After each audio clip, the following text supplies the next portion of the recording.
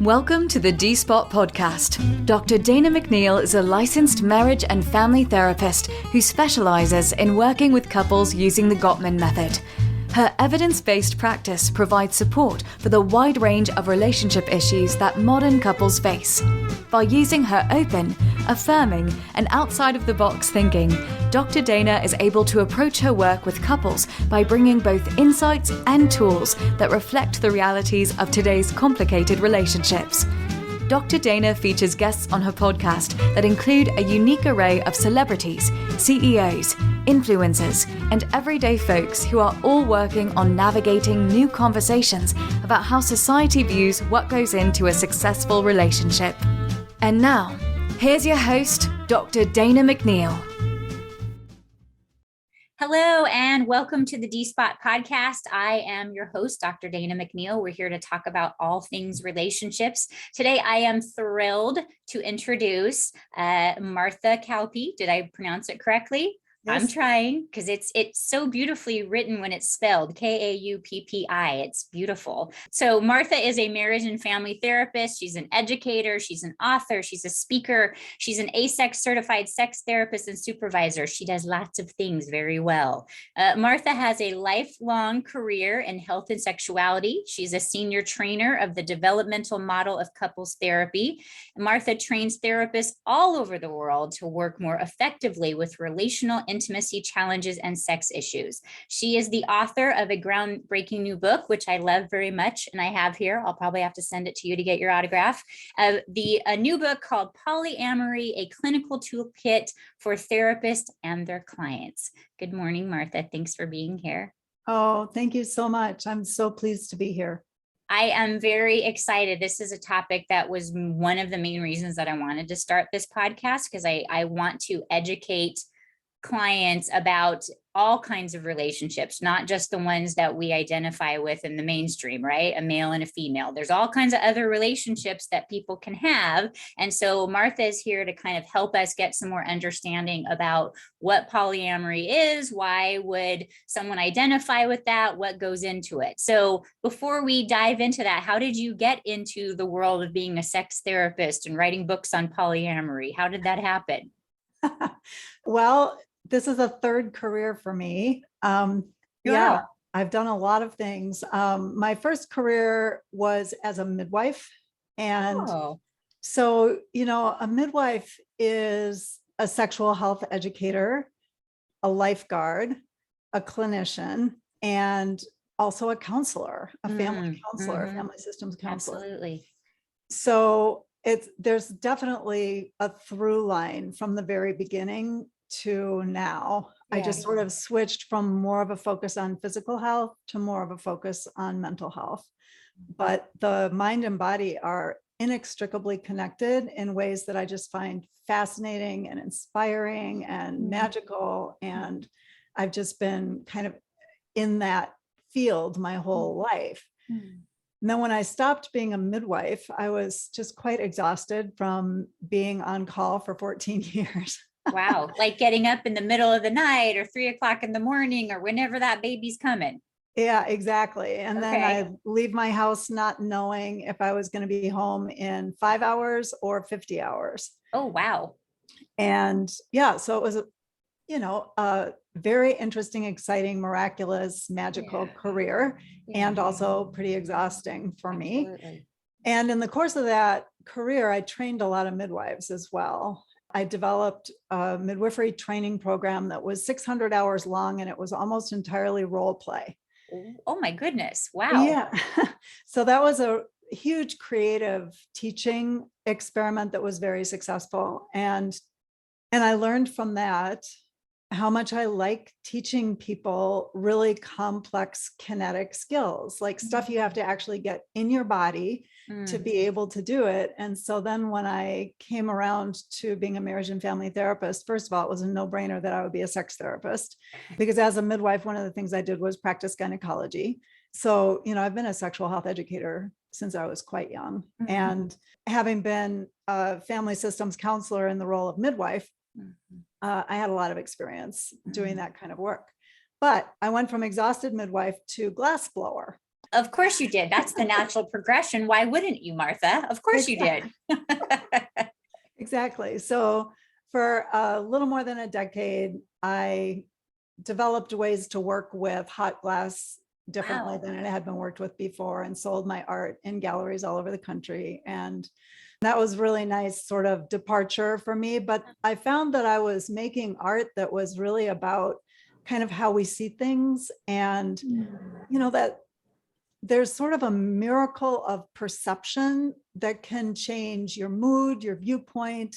And I was making art about that. And so at some point I just realized, a therapist would be maybe it's time, be a good fit. The art of being a therapist. So you took all those, the creative part of you, the part that understood biology and why we do what we do, and then you created it to provide empathy and support and training.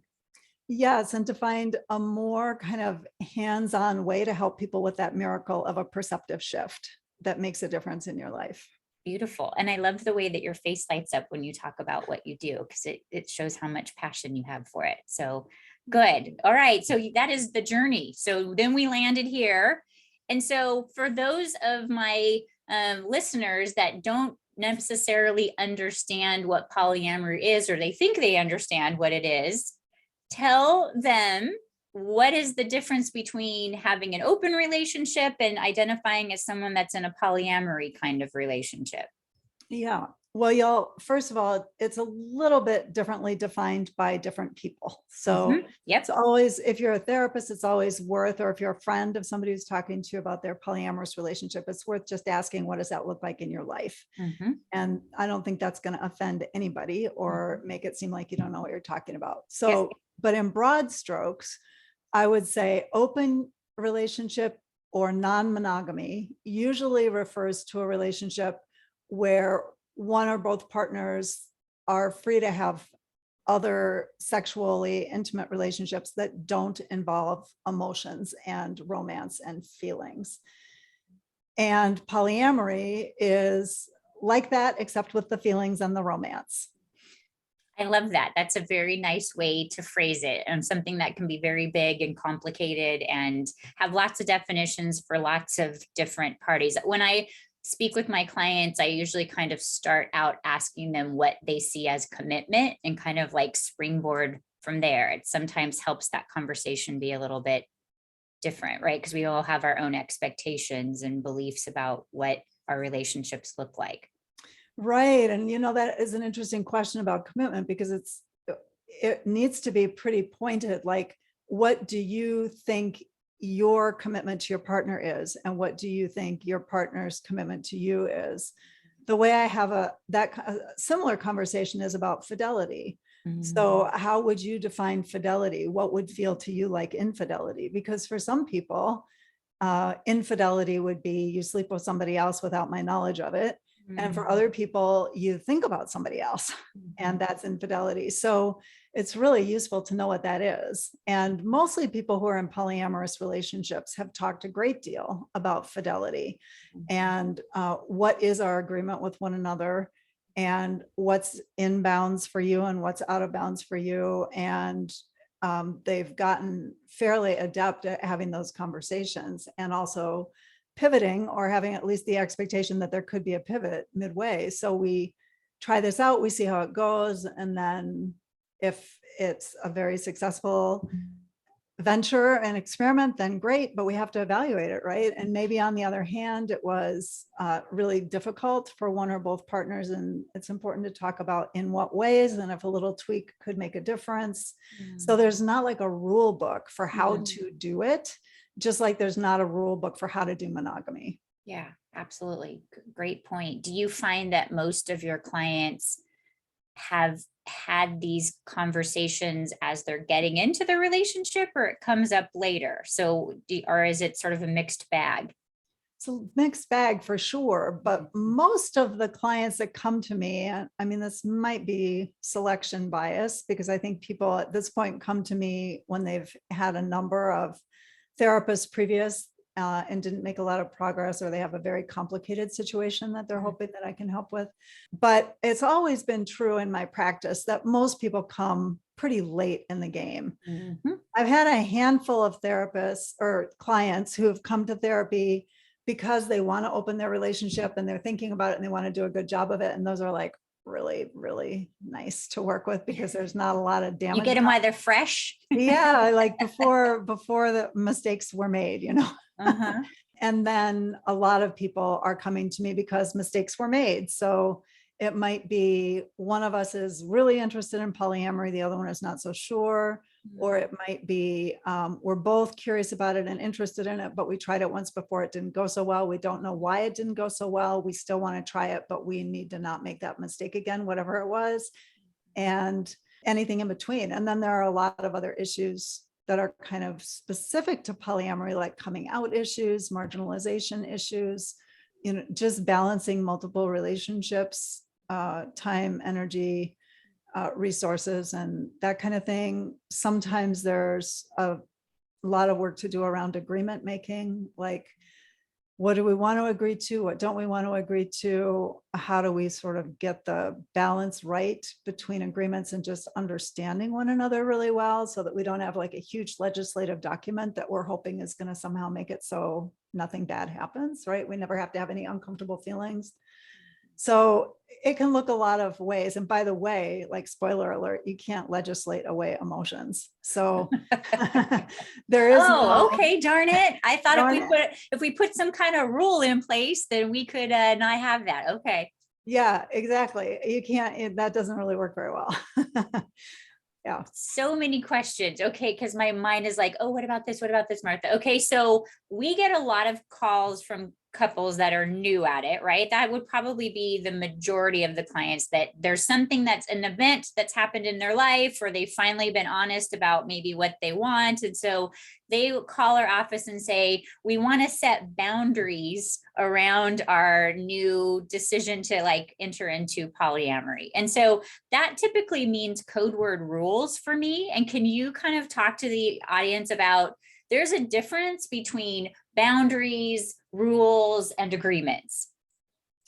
Yes. Well, I'm going to take a little bit of a different tack and we'll see if this answers your question.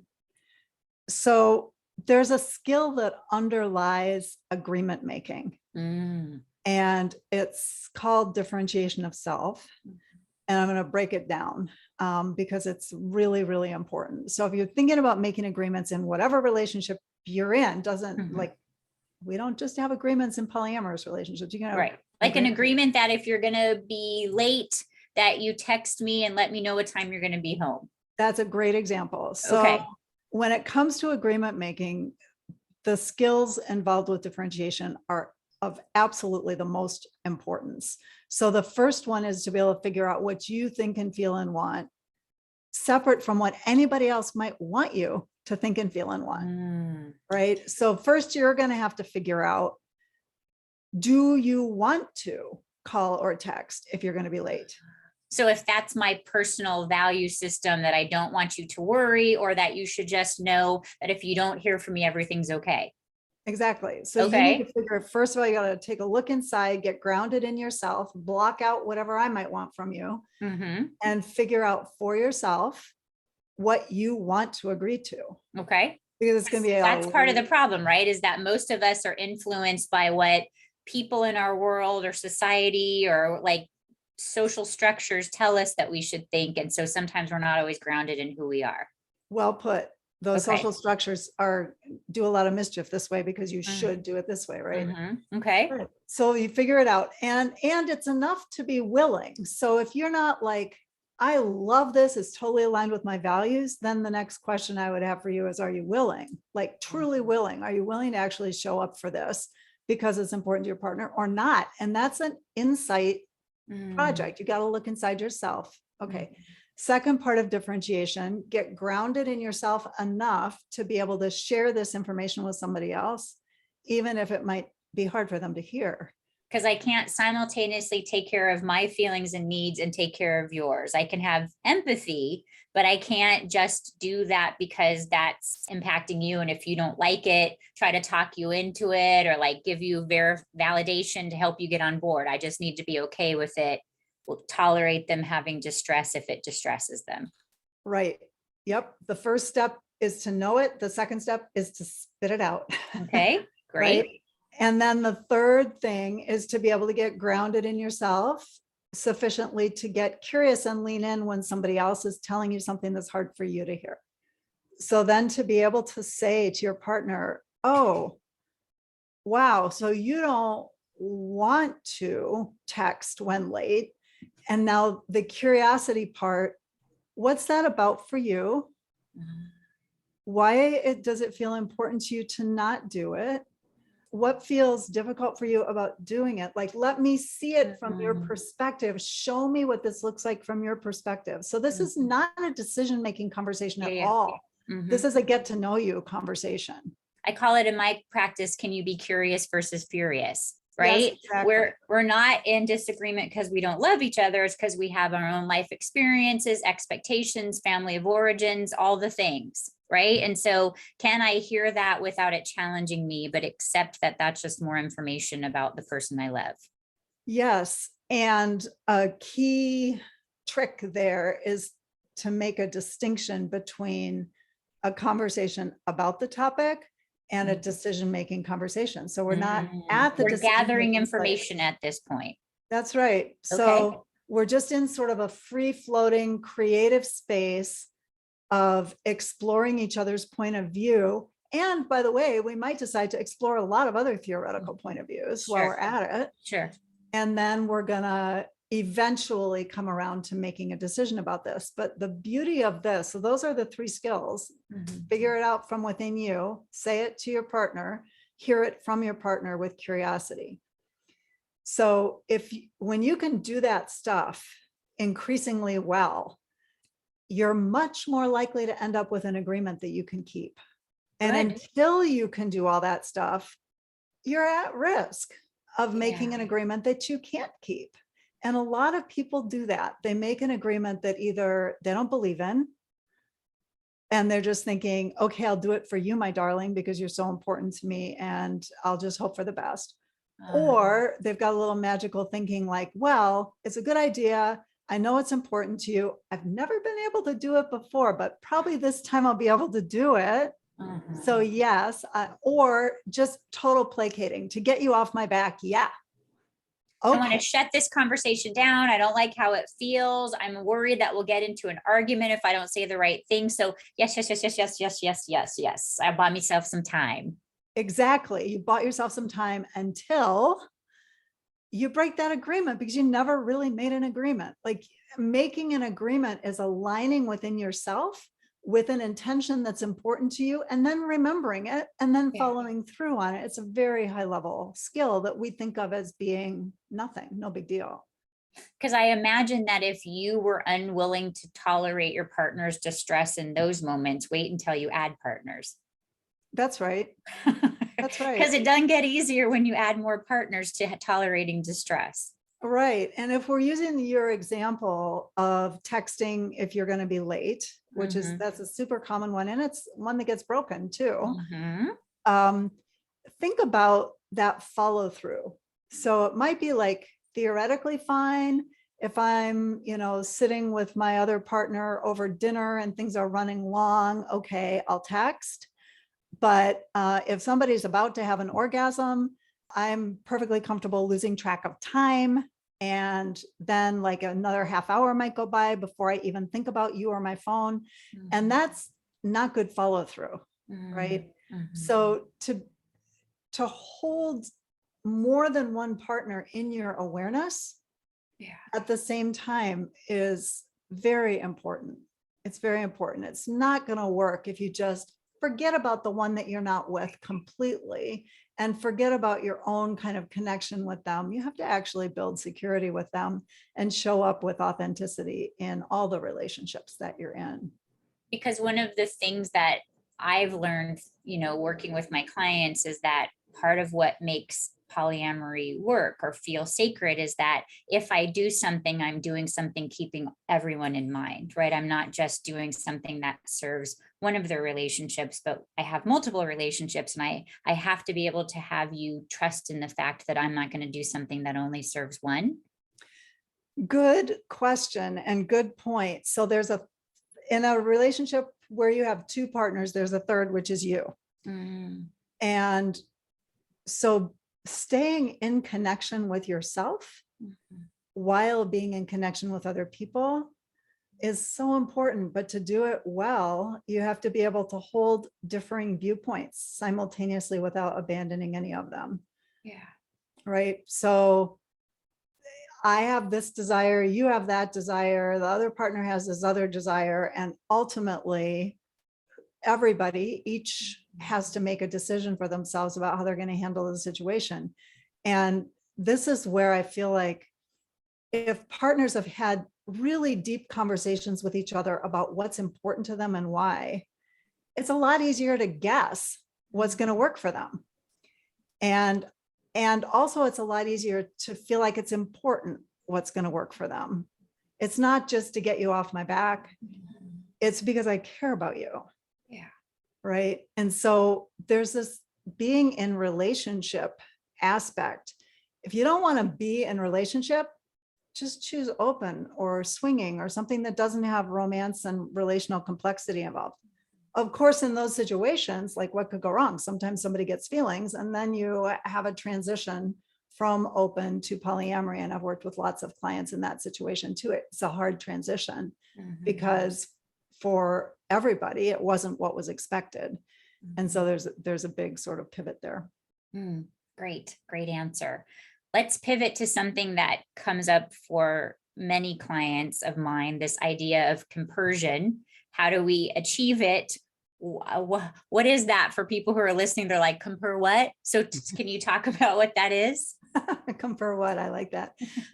Compersion is a really cool term that refers to having a frankly positive experience as a result of your partner experiencing pleasure. So the fact that your partner is having a great time in another relationship with somebody else, having great sex, being in love, that makes you happy. You have your own positive experience as a result of that.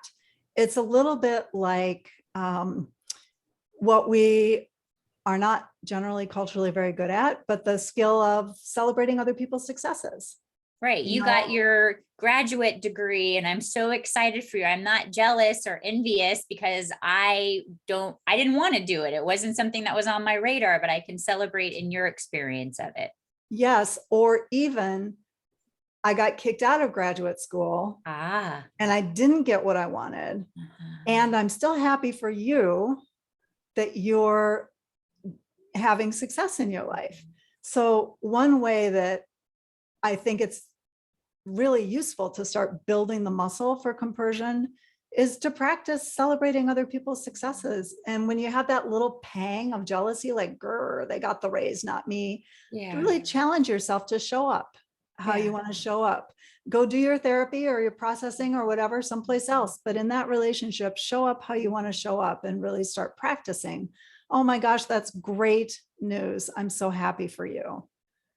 Which can be so easy when you each have a partner and you each have like a Saturday night, something to look forward to. And then one of you breaks up with your metamor, and then you're solo on Saturday night and your partner's with their partner. And that's when you really get the test. Yes. Or if you weren't all that excited about polyamory in the first place, you get the test.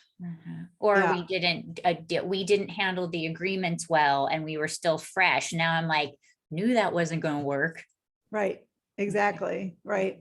So this is sort of one aspect of an important skill, which is identifying how polyamory could serve all involved.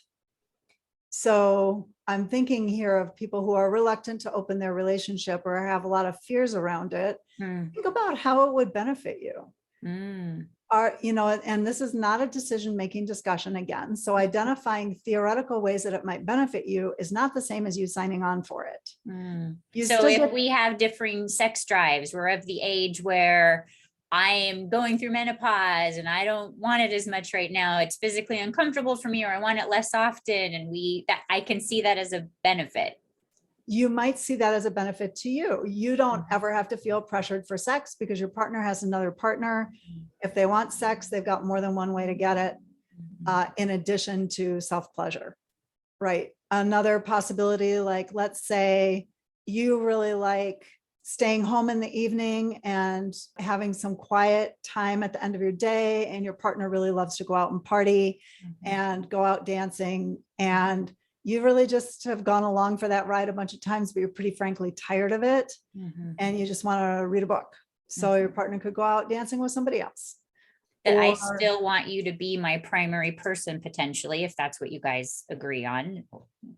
And I'm okay with letting you experience that part of yourself. I actually feel compersion for you, that you get to go participate in something that's meaningful to you, because there was sometimes some tension between us because I didn't want to go out, and there was like a push-pull that happened sometimes, and I don't want you to resent me. And it seems like a win. It's a win because you don't have to feel either internal or external pressure to do something you don't want to do. Perfect. Okay, beautiful. Yeah. So give us some tips and tricks on how couples may screw up their relationship as they're starting to enter into this world, so they can get their cautionary tale from you. We kind of were there already. I mean, focus on those parts of differentiation of self and figure out what's hard for you, and separate your conversations into a conversation about a thing and get to know you about it versus we're making a decision here. Like, be clear about which of those conversations you're in. And if you haven't had the get to know you, explore the topic conversation, it's too soon to have the make a decision conversation. Yeah. So those are some tips to help avoid the pitfalls, but broken agreements is a huge pitfall. So don't do that. If you're going to make an agreement, you're going to want to keep that agreement. One way that I sometimes think about this is like adopting a kitten. So let's say you want blah, blah, blah, and I'm not that excited about this agreement, but I decide to do it because it's important to you. I have now adopted that kitten. Yeah. That's my kitten too now. Yeah.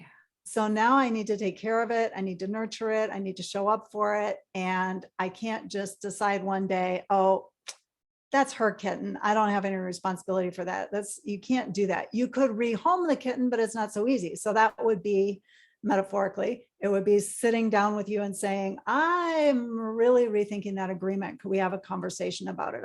I'm not so sure that that agreement is a good fit for me, or that I want to continue to follow through on that agreement. So let's discuss that. You can do that. You can absolutely do that. And that's hard, but it counts as differentiated and secure. What we don't want is for one partner to be wondering, is my partner going to decide to just break this agreement because it's convenient to them or not on any given date or on any given moment? And if I have a good history with you of showing up to renegotiate an agreement, you're not going to be so worried about that. It'll be like, probably not. She'd probably have a really hard conversation with me instead, right? So you build trust either by keeping your agreement or by renegotiating your agreement. And trust can be such a fragile thing if we don't handle it well. That's right. And it's very much based in, are you actually willing to adopt this agreement and then care for it? Because for those clients that handle this well, it's like a whole new world. I mean, they're like, the depth of their relationship is so much deeper, so much more ability to let go and experience a different aspect of themselves that they hadn't ever had access to before. Well, that's the thing. And I think that's the thing that most people don't get to see. Really beautifully functioning polyamory. And we don't get to see it very much because it's really closeted, because it's really marginalized. People lose friends and jobs and custody and all kinds of stuff if they come out. And so a lot of people choose not to come out. And as a result, most people have never met somebody in a well-functioning polyamorous relationship, but they absolutely exist, and they really are very, very beautiful. Yeah, it's lovely to be a participant in seeing these relationships sort of bloom and become something that none of us had understood was going to be. If they're just at the beginning and we're just like kind of helping them set the groundwork, it's really nice to be part of that process and get to watch it bloom for them. So how would couples that are thinking about entering to this world, what would they look for in a therapist that would be polyaffirming, so that they know that? I would start right out by asking, have you worked with people in polyamorous or other forms of consensually open relationships? How much experience do you have in that area? And more importantly, how comfortable are you with that? Mm-hmm. A friend of mine did a study about what polyamorous people want from their therapists, what they want in therapy, or what they want as sort of pre-existing skills of their therapist. And they don't need you to be polyamorous, and they don't need you to have a lot of experience working with polyamory, but they do need you to not blame their relationship problems on polyamory. Yeah, that'd be great. Yeah, that'd be great. And then the other thing is, they don't want to be your sole resource for learning about polyamory. And so I wrote a book that's really beefy enough to help therapists actually not have to get a big education from their clients. You'll get an experiential education from your clients, of course, like you do from every client you ever work with, but you'll learn what a therapist needs to know about polyamory from my book, as well as a ton of interventions for working with relational therapy of any kind. It's equally applicable to monogamy, actually. I 100% agree. There's nothing that turns off, frankly, any population of client where they have to educate you.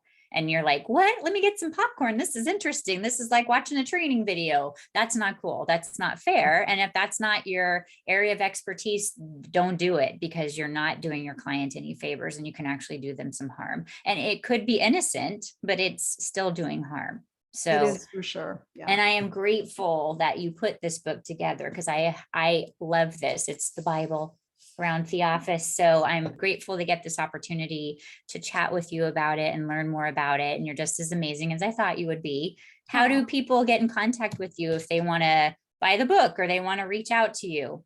Well, you can buy the book on Amazon, of course. You can also buy it directly from the publisher, which is Roman Littlefield. Mm-hmm.